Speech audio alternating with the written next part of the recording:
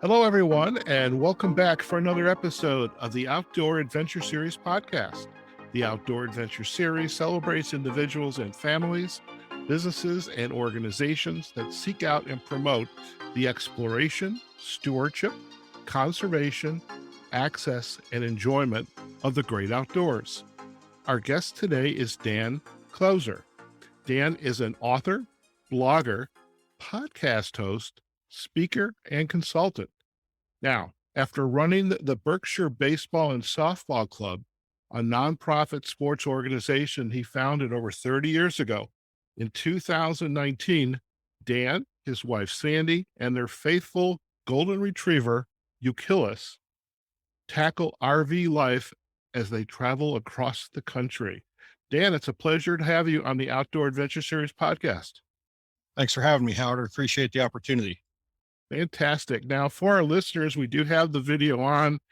And as I read the intro, I just noticed Dan is not in an RV. I'm not going to put him on the spot as to why, but I just noticed he's taken a respite for a little bit with his wife and their golden, and they're in a house, but that's okay. But Dan, again, it's a pleasure. And I found you via Podmatch, which is one of the hosting services that us podcasters use. And the magic word RV showed up. And I was really curious about how does someone set out to embark on this RV nomadic kind of lifestyle? So I'd love if you could share a little bit of your story with us.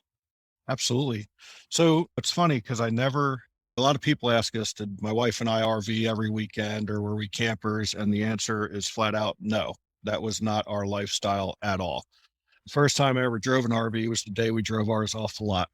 And the part of the inspiration came from my mom. She was kind of like well ahead of the RV curve back in the 80s. She took an old 1967 Plymouth Valiant, tore the back seat out of it and put a sheet of plywood in there and a mattress, and that became her bed. And she just traveled across the country volunteering and meeting with friends and families. And this is before the internet. So she'd just show up on somebody's doorstep and hang out for a week or a couple of weeks, whatever the case was. And I was always volunteering. And after she'd stopped doing that, she graduated to a Toyota camper, but still kept volunteering. She'd go across the state of Florida and help with hurricane relief efforts. She'd help at Ground Zero. And I always loved her story, but I never envisioned that it would be my story. I was fine doing what I was doing. We were helping kids, running a youth sports organization. And then I took 2 road trips back in 2019 by myself, one from Pennsylvania to Dallas, Texas, and then down into the Sulphur Lake Charles area of Louisiana, and then back to Pennsylvania, and another one from Pennsylvania to Orlando and back. And it was the first time in my life that I really actually enjoyed the journey, where I wasn't on a strict time regimen. I stopped and visited some friends. I stopped and saw one of my old former players in Atlanta on my way to Orlando. And it it clicked. It was like, I think I just figured out why mom did this. And it was really the first time in my life that I kind of took my time, wasn't constantly on interstate highways, and literally enjoyed the journey.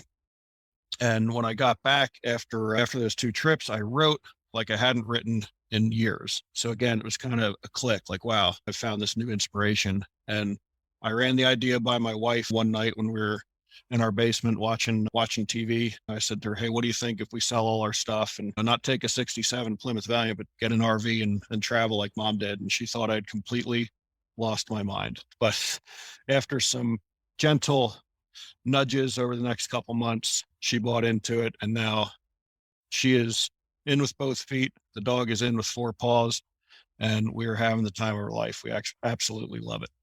That's fantastic. Now, I'd love to circle back a little bit and unpack a little of what you just shared. So, your mom was in a 67 Plymouth Valiant. Now, you and I perhaps are within a couple years of each other. So, were you a little kid when mom decided to go out in the Plymouth Valiant, or was that pre Dan? So I was 16 years old when Okay. she did that. Her and my dad were divorced. Okay. I was living in Pennsylvania with my father. She was living in Florida. Okay. I had lived with my mom a little bit right after they got divorced, but then came up to Pennsylvania. So when she called me to tell me that she was doing it, again, as a 16-year-old, it wasn't something that it was just like, oh, okay. And knowing my mom, I mean, She was kind of a little bit of a borderline hippie, so to speak. I was going to Um, say that. I was going to say that. it was just one of those things. And then when she stopped doing it full time, and she would call us occasionally and say, "Hey, I'm heading to the west coast of Florida for 3 weeks to volunteer with Hurricane Charlie relief efforts." So when she called us and said, "Hey, I'm going up to ground zero and working the Salvation Army tent for 3 months," which turned into 6 months, which turned into 9 months, it was like, okay, that's what mom's doing. That's just what she did. And then after she passed away, like, she going through her journals and reading about the people she met and stuff like that. That was the other thing that, as Sandy and I started to process this, why I wanted to continue podcasting and wanted to continue blogging and kind of be able to tell the stories of the people we've met and the places we've been in real time. I thought it would have been cool that if in the mid 80s, if, mom would have had social media to share some of those stories as opposed to reading about them in their journals after she'd passed, would have been pretty neat for sure. So that's why I'd podcasted with our organization, but when we decided to leave and do this, podcasting was definitely something I wanted to continue to tell those stories of the people we met. I love this. And there's some further tangents I like to go on. And but one question I do have to ask about the adventures that you shared about your mom. Did you ever go on an adventure with her when she was take on one of her journeys?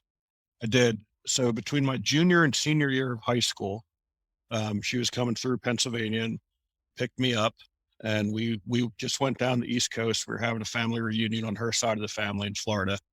And so basically from Pennsylvania, Florida, which was a trip that I had taken many times in my life, but again, never like this, because normally it was a straight shot down I-95. Right. We're there in 20 hours and we're doing our thing. I don't remember for sure how long this was, but I know we did not touch I-95 one time. We stopped and saw my cousin who was in the Marines at Quantico. I remember that distinctly because my mom had this thing of, she loved to surprise people. So we show up at 7 o'clock in the morning on a Saturday morning in front of an officer in the Marines who I hadn't seen since I'm 16 now. I hadn't seen since I was probably 10 or 11 at the time, because he was considerably older than me. And she decides to send me up by myself to knock on his door to surprise him. And I'm like, nah, that's not happening. But like she always could, she convinced me to do it. And we had a great time with him. He took me to get a haircut. It was funny. I had a mullet at the time, and I wanted to go with more of the hairstyle I have now, a buzz cut. And he took me to where all the Marines go. And I remember walking in the door and all of the barbers looking at me, and they said, "Son, we only give one kind of haircut here." And I said, "That's okay. That's what I want right now." So all the hair came off, and I've kind of had the same style just about ever since. That is a very cool story. And I can imagine what it was like for him opening the door and saying, like, who is this kid? Yeah, Very and it was cool. funny. And my mom had never met his wife at the time. They were just recently married. He had a stepson, so never met him. But that was my mom. Like, she was just, that's what she did. She would show up. I mean, my brother was in the military. She would show up with guys that he was in the military with, just on their front door randomly, in San Antonio or wherever she would be. And that's just what she did. She loved doing that. And it's funny because we've done that a couple different times where we've stopped and surprised some people. One of my old players, we stopped in North Carolina. I hadn't seen him for 20 years, and he's now coaching high school baseball in North Carolina. And we happened to be in a spot where he was going to be coaching a game at the same time. And we were connected on social media yet, but we hadn't physically seen each other for probably over 20 years. And to see his face when I just walked up out of the blue before the game, and he looked over at me and was like, "Dan Clouser, what are you doing in Mount Airy, North Carolina at a North Stokes baseball game?" And I'm like, "You're to watch a coach, man." And again, to see like his reaction is one of those things like, all right, I get why mom did this. Like, it's pretty cool to surprise people like that. I love it. I love it. Dan, I usually share this further into the episode, but I'm going to share this with you now. I'm a very opportunistic podcaster. I don't know how you are, but I love to put photos up on our main webpage, outdooradventureseries.com, in the show notes of photos. We create some collages. Do you have a photo somewhere of the Valiant with your mom that's available that you could share? Well, I wish I did. I don't think I do. but I Okay. will do some digging. I mean, I'm in Okay. Pennsylvania now, so I will do some digging. Maybe my brother's got an old one that I can scan and get digitized. I'll have to check. I know I personally do not. And I would have Okay. hung on to it if when we downsized, that would have definitely been something I hung on to. Okay. I'll dig. I'll dig. Or even the journal books, if they're still available. And by the way, I'll need a, a banner image for you from you and any other photos that you'd like to share. I'll get that opportunistic side of the work out of the way.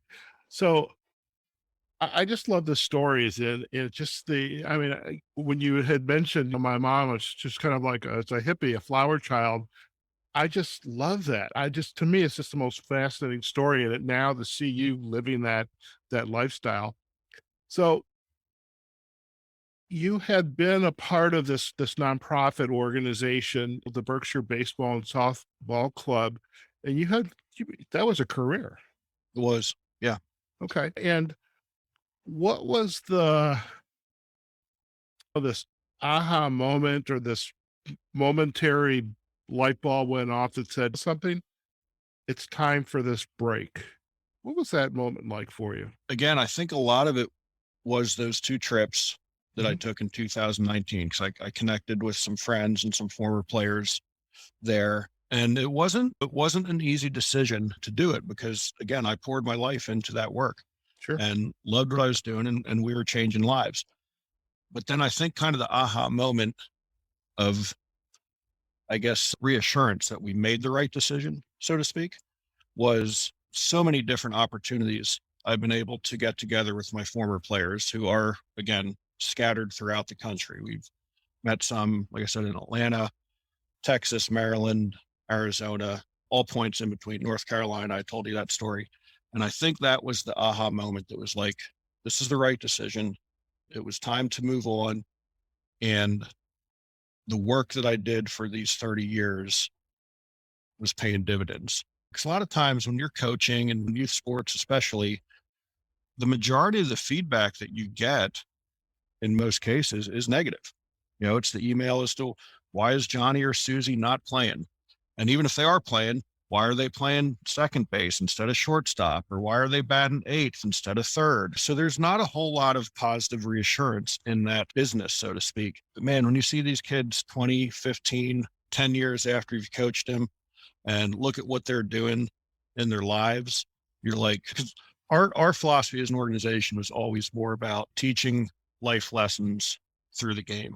And we did a lot of winning. As a matter of fact, you're out there in Vegas right now. We won a 114 tournament in Las Vegas in 2006, which we were extremely proud of. So we always played to win, but the the bigger thing was to teach these kids life lessons. And to see that those life lessons were coming to fruition now has really kind of been that aha moment as to you did your time. Now go enjoy it and enjoy seeing the seeds that you planted, so to speak. Because again, a lot of times a coach or a teacher, you're planting those seeds, but you may not actually see them bloom. So I'm now having an opportunity to see them bloom, and it's pretty special. I can imagine just how special it is, just who kids that you had an impact on early on, and for whatever reason, maybe the fire is just kind of barely taking off, but at some point in their lives, they decide I'm going to go down this path, and the impact then that you had on them when you can kind of see them, it all comes full circle. That's just an amazing experience. Yeah, it definitely is. And we've actually been able to connect with some of our parents, some of our players' parents, which Yeah. again, I remember parents that we met down in Galveston, Texas, and we're sitting there having dinner and they just out of the blue, they're like, look, I just want to take a moment to thank you so much for what you did for Michael while he was growing up. And then as it turns, we got to see Michael a few months later in Maryland, where he's living now. And again, it's so incredible. I mean, so incredible. Very good. Now so you came home from this trip, these 2 trips. You were in the basement watching TV and you pitched this idea to your wife, Sandy.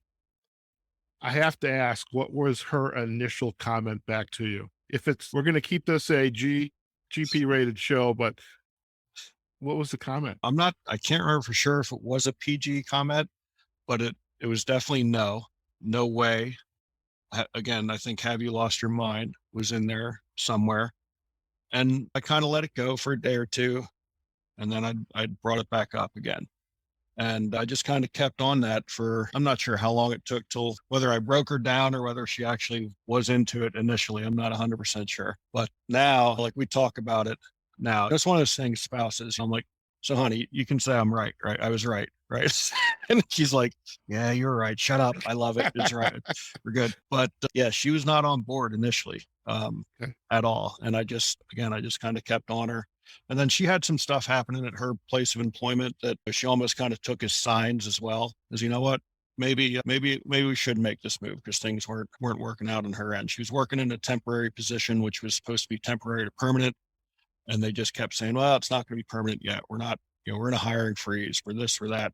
And she, after that kept going, she just came home from work one time after they told her, hey, we got a hiring freeze on. She's like, you know what? I'm in. So it was a kind of a combination of things. And Okay. again, she just was like, this obviously isn't working on this end. So let's go ahead and do this. Okay. Now, I have another question about the preparation, but before I ask that, the RV that you're in now, is it the same RV that you started with? It is, but it's in the process of being changed a little bit Okay. right now. Okay. Okay. So let's circle back just a little. Your wife's in, you're in, this is a commitment. You're in beautiful part of Pennsylvania. I imagine you had a nice house and you had lots of stuff and everywhere. And it's just like, how the heck did we collect so much stuff? What was the mindset that you and your wife needed to essentially deconstruct this, hey, we're suburban homeowners, into this is our new lifestyle? What was that mindset like for you guys?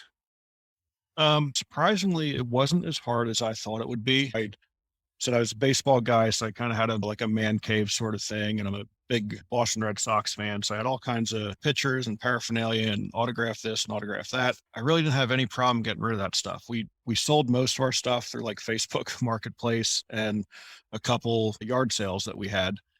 Our original plan was to do like a full-fledged auction and just get rid of it all at once, but then we kind of came up with the idea of a yard sale. I don't remember if it was my idea or Sandy's idea, but we were like, let's get rid of some of the stuff.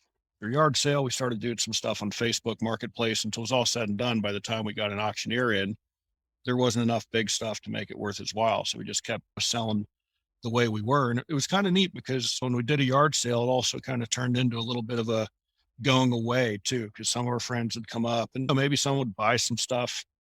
Most of them were just coming up to say goodbye to us and everything. So the mindset was really just that it was all just stuff. At the end of the day, it was all just stuff. And we do have a couple bins of some photographs and some stuff like that at our one daughter's house here in Pennsylvania. Still had some clothing, like seasonal stuff that we thought, well, maybe we're going to go somewhere where it's colder and we will need this or we'll need that. But even that, we're just up to see them this past week. And Sandy was in the basement actually turning the whatever is 6 or 7 bins that we had into about 3 bins. It's like, you know what? It's been a couple years.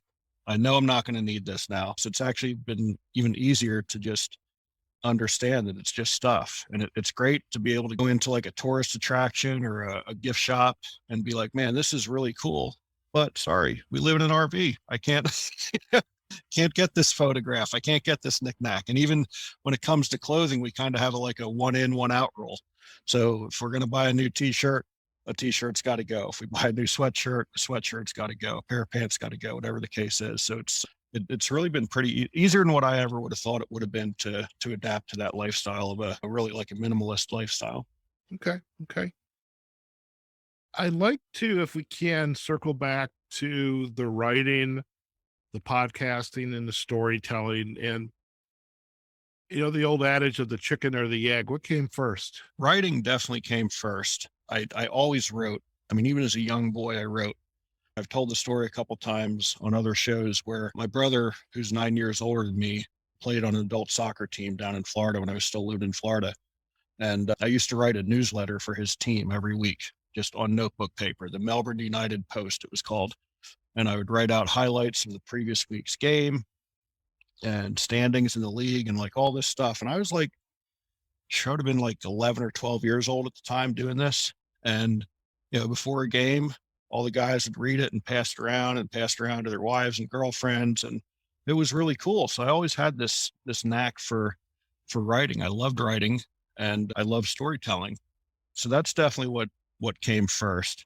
The podcasting started in 2012 and it was for the organization. And I was invited in to do a podcast talking about our organization. And at the end of the podcast, the lady that had done it had said, "What you should probably do a podcast for your organization. Get some of your sponsors in here, players, and tell the stories of the work that you guys do." I didn't even know what a podcast was at that point. You were Now like it's like one of the early adopters. yeah. Now it's like everybody, their brother has a podcast.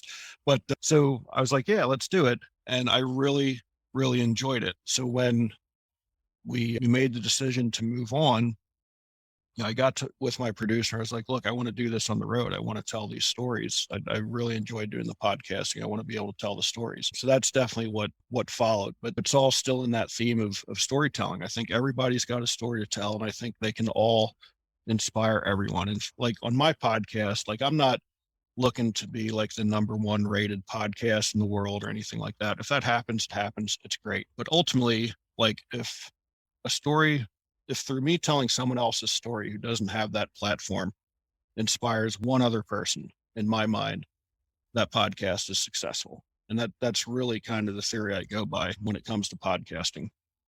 I love that. And really amazing. Like 2012, you were definitely an early adopter. We started ours in 2019, it's February. I mean, the idea came up the year prior, but I think it's wonderful. And you are doing the podcasting on the road still. I mean, how are you accomplishing that? So it's a combination. I'll do some face to face on the road with whether it's another full time RVer that we meet. Most of the time when we do get together with one of my former players, I'll incorporate a podcast there. Like either we're at their house or we go and have breakfast or lunch with them, and it's always like, "Hey, do you want to go back to the RV and let's do a podcast?" And those are the ones that I do that are still so special to me because again, Right. I'm now telling their story, and again, it's kind of that stamp of approval as to the work we did. And then I do a lot of stuff over Zoom through Podmatch and stuff like that, which has really been able to kind of expand my guest list, so to speak, being able to reach out with people like that. So I've done a couple where I've done a podcast virtually like this, and then we happen to be going through that person's town and I'll reach out and I'm like, "Hey, we're going through West Palm Beach. You want to grab lunch?" And we do. And then that's really cool as well to reconnect and sit down with somebody that you just were talking to or strictly over the computer. All right. Well, I tell you what, Dan, you have an open invitation here in Vegas when the temperature is below 100, and I'll keep an eye on where you're at. I may show up at your doorstep of the RV. Really. So I'm curious now, as we circle back to the RV, how did you go about making the decision about just what kind of RV you're going to buy in order to go on this nomadic lifestyle? So we started just doing some internet searches. There's a pretty big privately owned RV dealership not far from our hometown here, right up the road.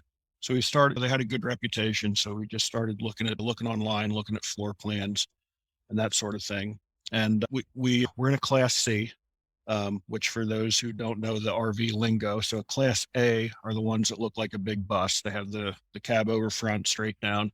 A Class C are the ones that have like a bunk over the top and are more of a glorified van. So we're in a 33-foot Class C Forest River Sunseeker, and we saw it online. We saw the floor plan. We liked it. No, there was always a concern as to, again, never RVing. It's like, how much machine is this to be going down the road? So at first we were looking at things a little smaller, 27, 28 foot. And we really liked the floor plan of the one that we have.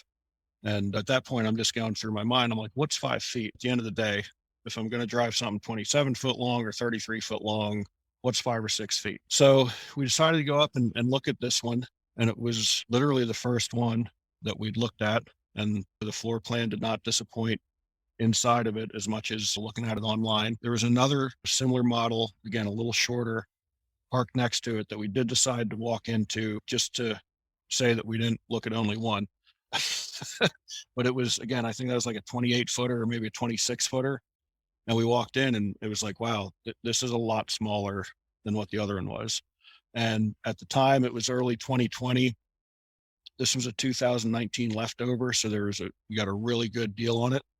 And as it turned out, we were sitting in the dealership office signing the paper at this very same day that Governor Wolf in Pennsylvania was issuing the shutdown orders for Pennsylvania. And we were also in the process of actually taking our house off of the market because of COVID. So it was like, this wasn't the plan, to have a mortgage payment and an RV payment and really a very uncertain future at this point. Sandy was still working remotely. I had already left the organization at that point.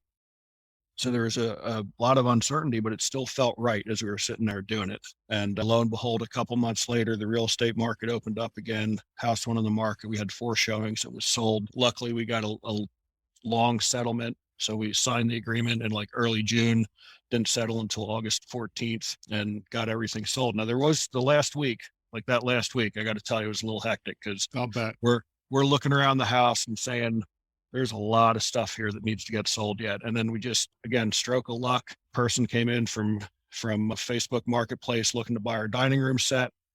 We're having the conversation, the RV's in the yard, and we're telling them what we're doing. And in conversation, we're like, do you happen to have a master bedroom set? And we're like, actually, we do. Come upstairs and take a look at it. And it was all said and done. This same family bought like 3 or 4 different items from us. And it worked out great. They probably ended up spending like $2,500 with us. That's Or great. something like that. And it was just, it literally fell into it. So that stuff, those sort of things benefited us quite a bit. That's fantastic. When I moved from Chicago to Las Vegas, it was right around COVID timeframe as well.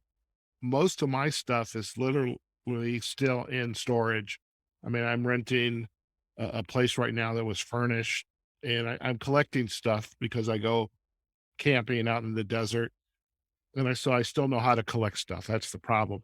But anything that's in the storage, I'm like, why do I need this anymore? Why Yeah. do I need this? So you're making the preparations, timing is starting to work out. First of all, how does your four-legged friend in the family, how do they enjoy it? He loves it. He Yeah. loves it. And it's funny that the day we moved, it was like, we got everything out. People are going to be showing up, and we normally always have them on a leash. And this particular moment, like we opened the door going out to the garage, and like he just shot out the door, and we're like, and he went to the RV door and was like, let's go, man. Like, I am ready to go. And he loves it. I mean, he's seen so many things. He's been in so many different lakes and oceans and the Gulf of Mexico. One of the blogs that I do is actually from his perspective of what it's like through his words. And that's a lot of fun for me because it's a different type of writing for me than normally it's all personal experiences and more of like memoir sort of things. This kind of digs into my creativity a little bit more by speaking through his eyes and that sort of stuff, and talking about how he makes sure that if we sleep in a Cracker Barrel parking lot, that we bring a piece of bacon in from breakfast for him and stuff like that. So, but yeah, he loves it. He loves all the different smells. He's not a fan of other dogs. It's just the way it is. We had 3 other dogs when we got him, but since they had all passed, it's like, I guess he just thinks he's king of the mountain. So he wants to be his own man, but he loves it, maybe more so than Sandy and I even do. Well, and he's probably your ambassador anywhere you go that's new. Oh yeah. Yeah. I'm a little bit of an introvert, believe it or not. A lot of people think because you do podcasts, all that sort of stuff, that you're not, but I'm very much introverted. He is an extrovert. He thinks everybody's put on the earth to pet him. So as long as they don't have another dog and we're out on a hike or a walk or whatever, walking around a campsite, he is, he's right there and he's the conversation starter. And then Sandy and I will follow up from him breaking the ice for us. I love it. I love it. And I can totally appreciate that about being more of the introvert because I do a podcast. I love to talk. I love to ask questions. But at the end of the day, I don't have too much problem not being around folks. So As you are on the road now, I can see you have players that you have known where they live. You stop at the doorstep, you kind of surprise them on the field, their parents, family members. How are you making your itinerary about where you want to go next? We don't plan very far out in advance. For the most part, it's a couple weeks. There's a few exceptions. This spring, we kind of had our itinerary planned out from February until Mother's Day because we had a couple volunteer projects. We've been able to hook up with an organization called A Year to Volunteer. So we will go in with them to a state park or a nonprofit organization or something like that and do like a 2-week project. It's all RV centric. Usually it's 16 couples, 16 RVs are in there. And we'll do anything from rebuild fishing piers to fences to painting, you name it. So we had a couple projects lined up. So we knew where we were going to be for 4 weeks during that period. So we just kind of filled in the gaps in between. And even now, we know we'll be in Pennsylvania till Labor Day because we've had a loss of a family member here and we're helping put things together for our niece and nephew. And then from there, we're heading to a volunteer project in Antigo, Wisconsin. So we kind of know we'll take a week to get to Wisconsin, going up through the upper peninsula of Michigan. First time that we'll be doing that. We just touched the bottom of Michigan last year. And then we'll come back the same way through the UP. And we're doing an event. Yuke and I are doing a 20-mile hike in New Jersey in early October. So we know that, so again, rare, but we kind of know where we'll be up until October 2nd right now. And then after that, we'll put it together. But for the most part, we're really planning about 2 weeks in advance. And what's funny is some of the places that we've seen that have been the coolest spots we've stopped at were completely 100% unplanned. It's like, again, we get off the interstate, we're just going up like US 60 in West Virginia or US 1 in Florida or whatever the case is. And we come along a really cool state park, and it's perfect because everybody seems to have to go to the bathroom anyway. So we pull in and let the dog go to the bathroom, and then we look, and there's just these amazing lookouts that we get to see, and a pet friendly gift shop that he gets to go in. And of course the clerk is all googly eyed over him and everything and giving him treats. But it was just a really cool, completely unplanned stop. There's another little park off of Lake Erie, just outside to the west of Cleveland. We saw it was like looking like a beautiful sunset. And we come up and it's like, here's a park with a big parking lot, big enough for the RV. Let's swing in here and check out the sunset. And we do that and walk the dog around a little bit. And again, just to witness a beautiful sunset and stuff like that has been very cool. But yeah, back kind of a long answer there. But for the most part, we're really not planning that far in advance with a couple of exceptions here and there. Okay. Now I'm curious, do you tow a small vehicle on the back of the RV? We do not, which again, when we first bought, that was one of the things, another reason we wanted to go to Class C, because without ever driving an RV before, I just wasn't sure that I wanted to tow something as well. Okay. I could only handle one learning curve at a time, in my opinion. Okay. So it's kind of like, we'll get one later. But honestly, now that we've been doing it for a little bit with the Class C, we can get in and out of most of the places that we need to. So we've really been able, Sandy's like, when we're at a project for 2 weeks, she's done a great job as far as figuring out literally like to the potato chip what we're going to eat for those 2 weeks. So we'll stop at a Walmart or somewhere, and she'll go in and get our supply of food for those 2 weeks. And the RV community is so giving that if we ever get in a pinch, there's always someone on one of those projects who's like, hey, you can drive to the store with us. We'll take you to the store, or whatever the case is. And then seeing other couples unhook and hook up a tow vehicle at a campground, like we keep looking at each other and like, you know what, that's just one other hassle that I don't think we want to deal with. We just got to put the slides in, unhook our tanks, put the jacks up, and off we go. Okay. That's good to know. That's good to know. Now, you mentioned Cracker Barrel, and I know Walmart, which are known to be RV friendly locations. And then you mentioned the state parks, which if you pick the right state park, you actually have facilities there as well that you can take advantage of. Where are you staying predominantly during your travels? Is it the parks, RV campgrounds? Where's that It's a location? it's a pretty mixed bag, probably pretty even between state parks, national parks, private campgrounds. And then like if we stay at a Walmart or a Cracker Barrel or like a Pilot gas station or something like that, those are usually on like during a travel time. Because just getting into a campground for one night is kind of a hassle. You're going in there, you're hooking up, and it's not worth even if you're getting a site for $30 a night at a state park, it's really not worth the hassle of getting in there and doing that. So like when we go to Wisconsin, we've got it planned out that we know we'll stay in a Cracker Barrel the first night because we'll have a long travel day. And then we're in a state park in the southern end of Michigan for 2 nights. One that we were there for just a day last year, and we liked it so much that it was like we want to get back here thing. And then the other thing that we do quite a bit of is I guess it's I don't know what you call it, a membership group called Harvest Hosts, which is actually very, very neat because you can stay at these places. We pay a yearly membership, and you can stay at these places for one night for free. Most of them don't have hookups. Some of them may, but it's generally like a farm or museum or something like that. So through that, we've been able to in sunflower fields and goat farms and organic beef farms and so many cool things, that a 50s style diner, but just places that you would never normally stay at if it wasn't through this membership organization that we're part of.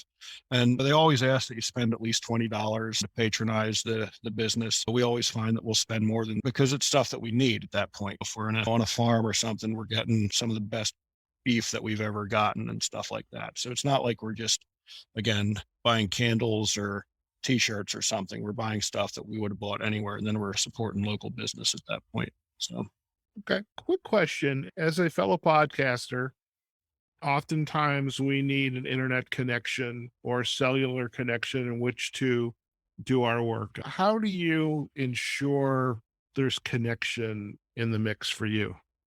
so for me, I'll try to make sure I've got guests lined up where I know I'm going to be in a spot that has good connection. Most campground Wi-Fi is not great, but I have a hotspot that I use that's generally pretty strong. A couple of our fellow RV friends have just switched over to Starlink internet, which from the feedback they've given us has been really, really good to them as far as good, strong signal and connectivity and everything. We haven't taken that leap yet. We're still just working off a mobile hotspot. It's worked pretty well so far for us. So that's really, it's for me planning out my guests and interviews when I'm at spots where I know I'm going to have good connectivity. Again, so like right now, I'm doing a lot of interviews, both on shows and hosting shows, because I know I'm going to be in a house and have good internet. And so I'm kind of picking up a backlog to take me through September and October, where I know it'll be a little bit more spotty to be able to get to a spot where we're going to have good internet. So it's just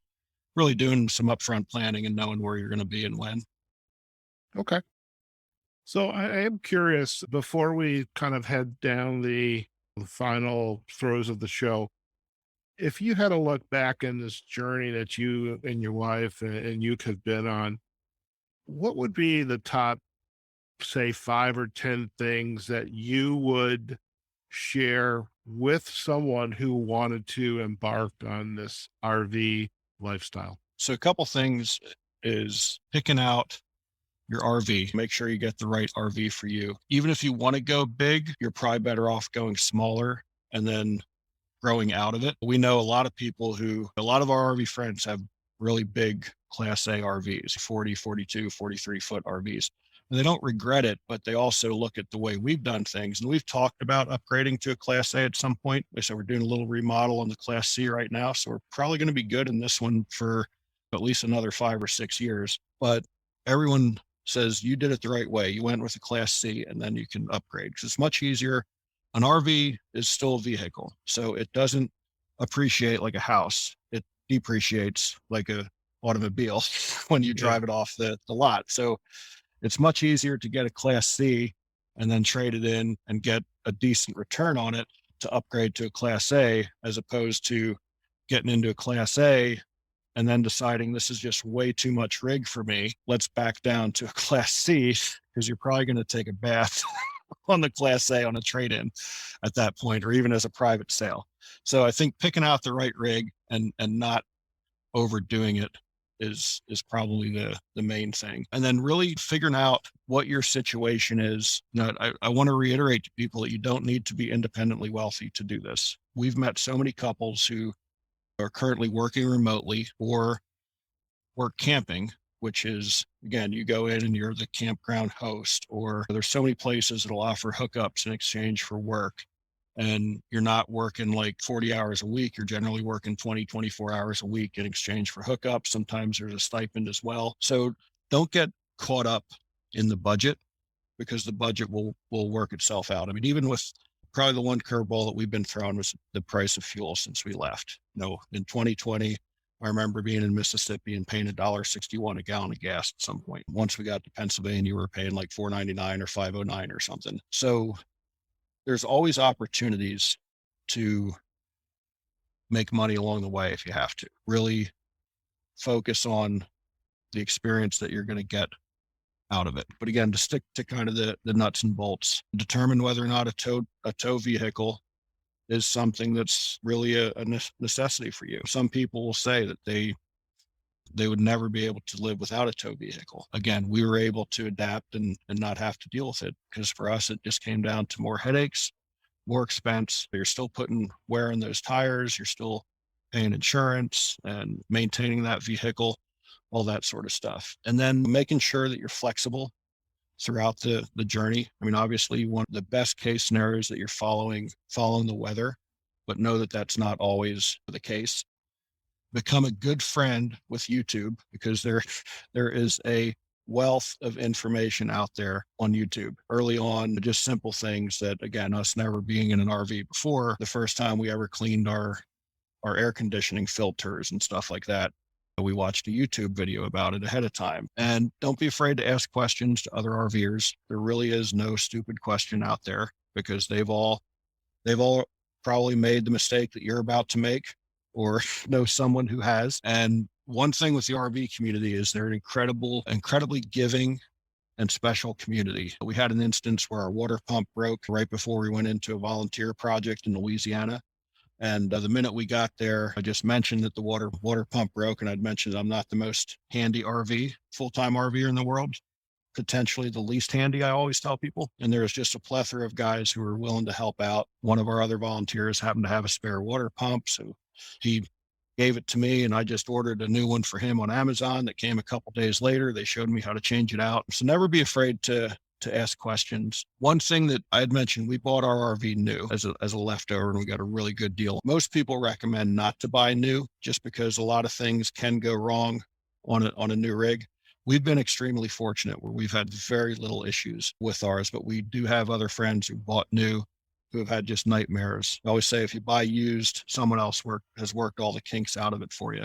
And just from a price point, you're generally saving quite a bit of money. And then I think I just drew a blank on where I was going with kind of my last point. It's talking about buying used. Geez, Howard, I just drew a blank on what my last point of going into this thing was going to be. Okay. But yeah, like I said, with the buying used, you're going to save money on the front end, and someone is generally going to work out the kinks for you at that point.